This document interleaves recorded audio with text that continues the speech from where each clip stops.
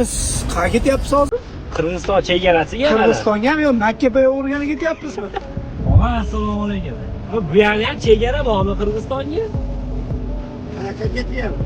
O'shga. Bu yerda nima bor? Ammo navigatorni qara, anaga navigator Qorasuvda chegarasi qayerda? Hamma yo'q. Sizlar qayerdan keldinglar? Biz Andijondan keldik.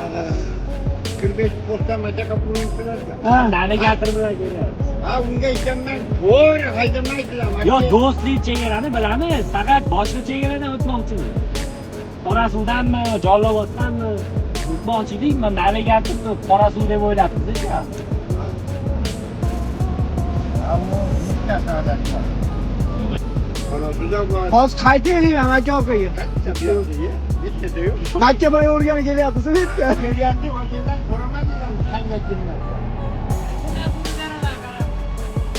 Salonun tekshirishdan ashta zapaska almashtirib. Sizga qaytisiz bilan yuringlar, mana qilib, Makka boyalar yapib qo'yishlar. Yuring, ha, yuring.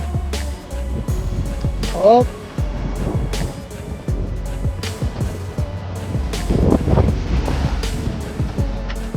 Jiyan, bizni nima?